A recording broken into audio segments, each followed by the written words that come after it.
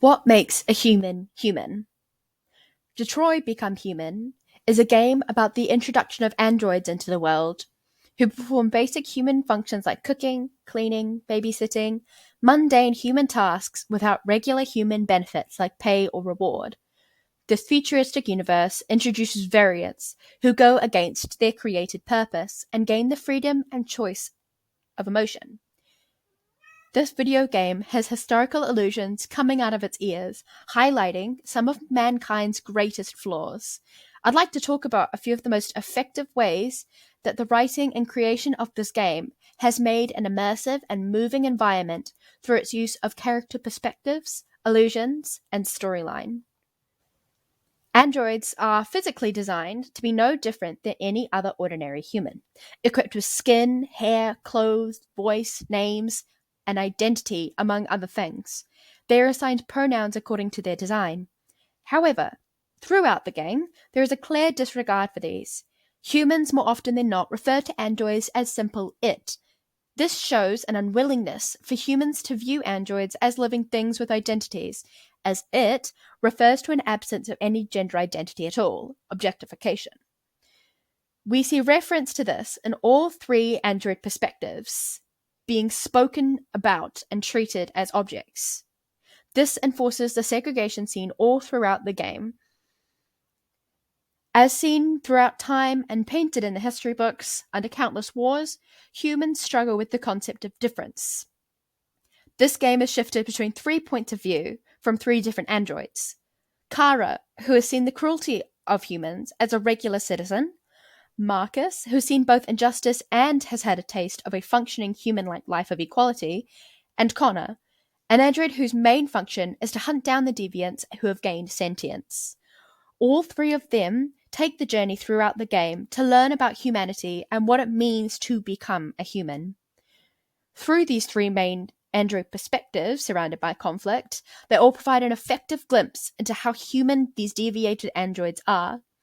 It helps the player to build an easy bridge of sympathy between themselves and the characters. There is no question that the androids are simple, thoughtless, emotional robots with these immersive perspectives. The storyline creates a deep impact, especially how we've been put in the shoes of these 3 android perspectives, to which we control the decisions of. As for why the creator of the game has done this, immersion is an easy answer. We aren't just watching androids fight for freedom through a screen, we become them. The choices that are made impact the entire story. This is an effective way of storytelling due to the character arcs of each character getting entirely dictated by the player of the game. We're provided with the personality of these android characters, and we get to choose how they become human, or if they do at all.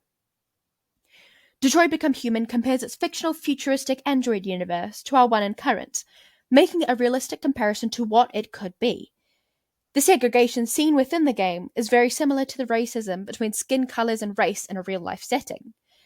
The historical allusions contribute to the realism of the game despite its futuristic setting. Is this segregation really out of the question? In my opinion, no, it isn't. One of the examples of historical allusions is the literal android concentration camps that got set up to exterminate an entire race. Not only does that reference the other times humans have tried to exterminate a race, as seen in the Holocaust and the Japanese internment camps, but heightens the sense of othering in society by quite literally treating the androids comparable to livestock. Some players will see the main characters, Kara and her adopted daughter Alice, get brutally treated by the guards of the camp. In some cases, they even see Kara and Alice walk to their deaths in what looks to be an android alternative to the gas chambers. Another example, if the segregation wasn't evident enough alone in the physical brutality and the slaughter of the androids, is the allusion to the Jim Crow laws. One of the first scenes in the game makes reference to the laws which enforced racial segregation of African Americans, with the androids having their own designated location at the back of the buses, away from humans. This starts the game off on a painfully familiar note. Androids are not equal, nor do they fight back for their rights. I believe this is an effective and important for the story's structure because it shows a starting point. Androids created to perform their designated tasks and nothing more, and the potential androids who want the freedom to make their own decisions. When I first played the game, I was hooked. I found the dynamic between the humans and the androids to be my favorite, along with the pure care and affection these androids had in the end. The progression of mindset is something I want to bring into my own writing, as this game did an effective and seamless transition between the robotic nature of the androids and making them become human. We see androids learn emotions like love, affection, familial bonds. Still, I can't help my curiosity from wandering.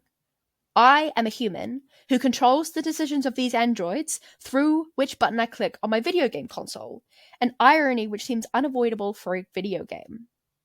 What makes a human human? I've decided, in my opinion, it's sentience, it's decision-making, the feeling of emotions, its flaw, its imperfection.